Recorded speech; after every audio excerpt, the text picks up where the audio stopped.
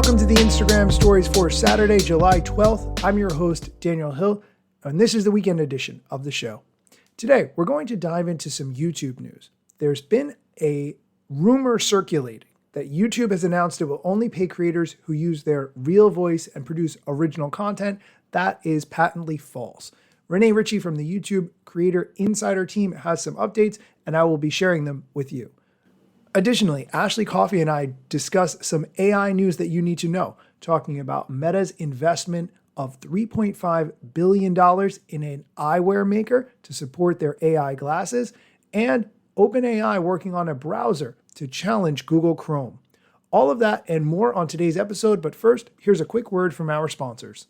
Fresh air, longer days, a chance to reset. This season, let therapy be part of your spring cleaning. Clearing mental clutter, shaking off stuckness, and building something better. Grow Therapy helps you get there. Whether it's your first time in therapy or your 15th, Grow makes it easier to find a therapist who fits you, not the other way around. They connect you with thousands of independent licensed therapists across the U.S., offering both virtual and in-person sessions, nights and weekends. You can search by what matters, like insurance, specialty, identity, or availability, and get started in as little as 2 days. And if something comes up, you can cancel up to 24 hours in advance at no cost. There are no subscriptions, no long-term commitments. You just pay per session. Grow helps you find therapy on your time. Whatever challenges you're facing, Grow Therapy is here to help. Grow accepts over 100 insurance plans, including Medicaid in some states. Sessions average about $21 with insurance, and some pay as little as $0 depending on their plan. Visit growtherapy.com/booknow to get started. That's growtherapy.com/booknow. growtherapy.com/booknow. Availability and coverage vary by state and insurance plan.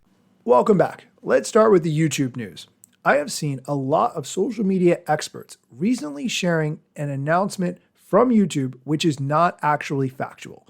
People have been saying that YouTube has announced it will only pay creators who use their real voice and produce original content starting July 15th, making reused videos, copied content, low-effort uploads, and fully AI-generated videos no longer eligible for monetization. This is patently false. Do not put any credence in this.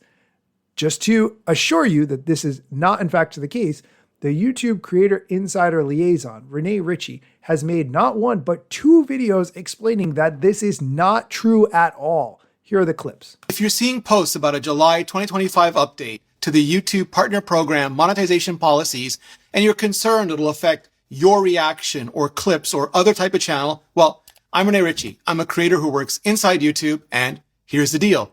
This is a minor update to YouTube's long-standing YPP policies to help better identify when content is mass-produced or repetitive. This type of content has already been ineligible for monetization for years, and is content viewers often consider spam. That's it. That's all. But apparently people were still confused. Here is Rene Ritchie explaining this topic in even greater detail, promising this is not the case. Wow, but there has been some confusion around the minor YouTube Partner Program update coming July 15, 2025. I'm Rene Ritchie, a longtime creator now working inside YouTube. Let's answer some of your most frequent questions and clear this all up. So what's changing? Exactly. Mainly, repetitious content is being renamed inauthentic content. This is to clarify that the policy includes content that's mass-produced or repetitive, which is content viewers often consider spam. This content has always been ineligible for monetization, as we've always required content to be original and authentic for YPP. This is just meant to better identify that. Does this relate to reused content? No. There are no changes to YouTube's reused content policies on clips, compilations, reaction content. All of this can continue to be monetized if you've added significant original commentary, modifications, or educational or entertainment value to the original video. What about AI content? YouTube welcomes creators using AI tools to enhance storytelling, and channels that use AI in their content remain eligible for monetization. YouTube provides AI tools to creators, including auto-dubbing, dream screen, and more. All channels do have to follow YouTube's monetization policies, and creators are required to disclose when their realistic content is altered or synthetic. And that's true regardless of how the content is created. Can you give some examples of what is considered mass-produced content? Sure thing. Channels that upload narrated stories with only superficial differences between them. Channels that upload slideshows that all have the same narration. Basically, content that viewers often consider to be spam. That's it. Okay, so there you go. If you want to use AI to make videos and you want to monetize those videos on YouTube, by all means, go ahead. That is totally fine. We are going to take a quick break. When we come back, Ashley Coffey and I are going to dive into some AI news, starting with Meta and their purchase of an investment inside an eyewear company for their AI glasses. Stick around. Of the show, Ashley Coffey and myself have been working on a new AI podcast called AI News You Should Know About. Here is a clip of us talking about some recent Meta AI news and an investment that the company has made. First up, Meta invests $3.5 billion in the world's largest eyewear maker and AI glasses push. This isn't a new partnership or next phase. Think of Google Glass, a little ahead of its time. Meta and Luxottica have spent years co-developing AI-enabled smart glasses that combine design credibility with tech capability. The Ray-Ban Meta models already offer real-time AI features like image captioning and voice-assessed stock updates, with Oakley-branded variants also hitting the market as of recent. The Oakley-branded variants have an increased battery life and an increased camera megapixels. And analysts view the deal as another sign that Meta is serious about carving out a long-term position in the wearable AI market. And in Meta's eyes, smart glasses could finally give it something that it's lacked: a native hardware platform that bypasses phones and puts ecosystems front and center. This is huge. Luxottica owns Meta Ray-Ban. They own Oakley. They also own, I believe, they own Prada. I think they own Prada and Celine as well. And I know that they also announced a partnership with Prada, so they're entering the luxury market. This is really pivotal for them and a very smart move, obviously. Smart glasses are here to stay. I love mine. They're very useful, and it creates less distance between myself and the person that I'm talking to. But I want to get your thoughts, Daniel, because I know you were a big spectacles fan back in the day when Snapchat first came out with those little, spectacles that are nowhere near where we're at now. But what are your thoughts? I think this is a really smart play on the part of Meta because they're preparing, right? They're investing in areas where they think this is going, and rightfully so. If they don't need a phone in the equation and they can own the whole experience, just like you said, if they can own the ecosystem, that is a win for them. They don't have to answer to anyone. They don't have to deal with anyone else's rules. They own the whole thing. And that makes a lot of sense. Meta making a smart play here by owning some piece of Luxottica. I absolutely think that's the right move for them. Agreed. I will say on the flip side, the downside to owning everything is lack of playing nice with other things. There are a lot of really cool pieces of technology that I've seen and I've tested, like gesture control and some other interesting features, only if Meta would play nice with others. So that's the only downside, is with that closed garden, it does make a closed ecosystem, but who knows, that might change. All right. Next up is a big one. Jack Dorsey, the man who created what we used to call Twitter, co-founded. He launched a WhatsApp messaging rival called BitChat, built on Bluetooth. So let's just dive into this. This peer-to-peer messaging app works entirely over Bluetooth connection, which means your chats are encrypted, ephemeral, and stored on only the device, with no accounts, phone numbers, or servers involved. So when I mean ephemeral, that means just like very fleeting, not staying. It's definitely protected. The app is now live in beta on TestFlight. If you're not familiar with TestFlight, it's what you can download to be able to download apps from the App Store that are not available yet for iOS. And there's future updates set to add Wi-Fi Direct for faster long-range communication. This just happened over the weekend, and it's a big update. I haven't seen anything like this innovative in a while. And I have a friend, actually, we have a mutual friend, Jane Manchun Wong. So I've been following her for a long time because of your show. And she also had a comment on this as well and said that it's cool, but it's anything new because they used a similar technology during the Hong Kong riots. And that's where she's from. So I thought that was interesting, and that helped to kind of bring a more global perspective of where we're at, where we're headed. So I'll pause there. What are your thoughts, Daniel? So at first, I don't think I quite grasped what this was for. If you understand the concept of Bluetooth doesn't work that far. You might get 30 meters if you're fortunate and there's nothing blocking or any kind of interference. So in what scenario would you need to communicate with someone who is close to you, but not close enough that you can have a face-to-face conversation, right? And that is not too many applications I could think of. I've certainly been to concerts where there are so many people that the cell phone networks are overloaded and I want to get in touch with somebody who went to the bathroom or something. That makes sense. That kind of application, or the fact that it's ephemeral. If it's a situation where there's a protest, like you said, the Hong Kong riots, you don't want the government seeing what you're sending, but you want to communicate in a public square or something like that. Yes, it makes sense. I was struggling to really think of other applications. And I think calling it a WhatsApp messaging rival is a bit confusing because WhatsApp, you can message anyone on the planet at any time, anywhere. Bluetooth is certainly not that. So I think it's a little bit confusing the way that was branded.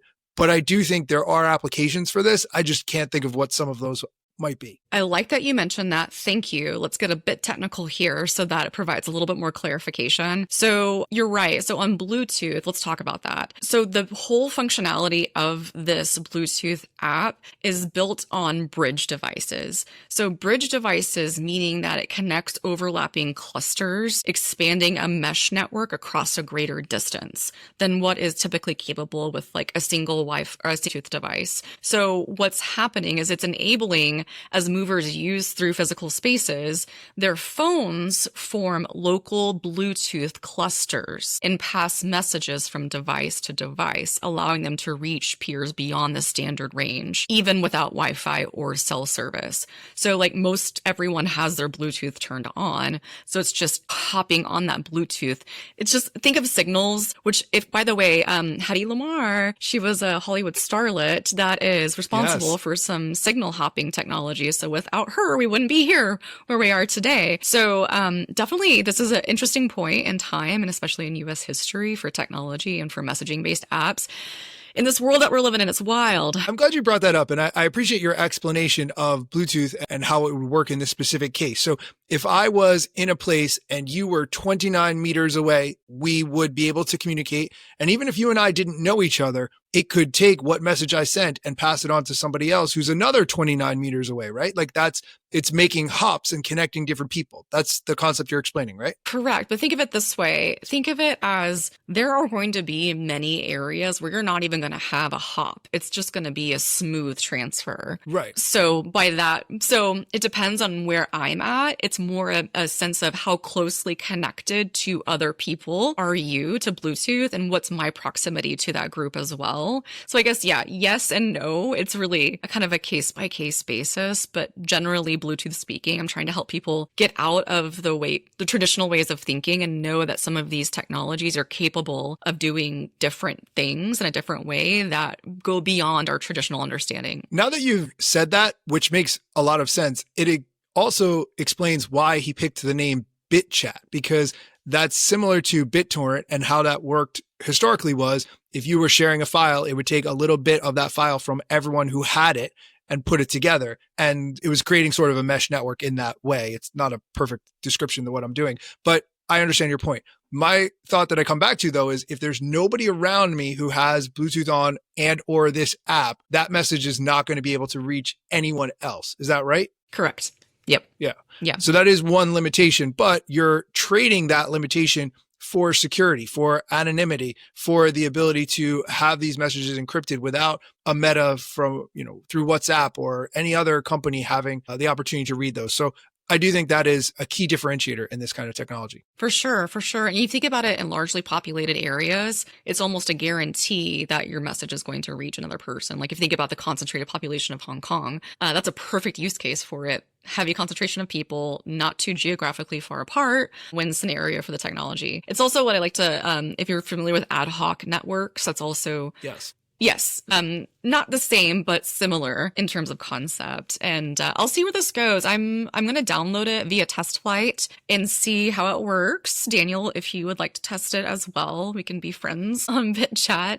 But yeah, looking forward to sharing a little bit of an update of what that looks like in the future. Okay, we are going to take a quick break. When we come back, we'll be talking about OpenAI releasing a web browser to challenge Google Chrome.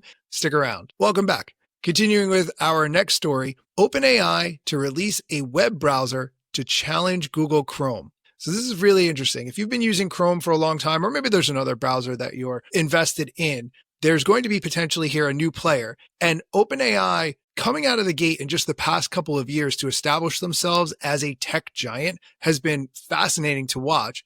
And then the question is, well, where do they go from here, right? We all use ChatGPT either as an app or we go to the website, but why? Why do we have to use Google Chrome or Safari or Firefox or whatever to access this? Shouldn't everything be integrated? And if it was integrated, if OpenAI has a browser, then ChatGPT not only could be built in, but also could automate the tasks that it sees you doing on a regular basis. Now, of course, there's going to be trade-offs there. Now, OpenAI has access to way more of your data, but you're already giving that data to Google through Chrome or whatever other browser you choose to use. Ashley, I'd love to hear your thoughts on this. Well, I'm so glad that you picked one of these as your story, because I've been watching this happen from afar. And for those not familiar, Google was going through an antitrust lawsuit and potentially was going to be forced to divest, i.e. Chrome was going to need to divest from Google. I'm not sure where that stands. I need to look at the update. I think we're still in perpetual motion.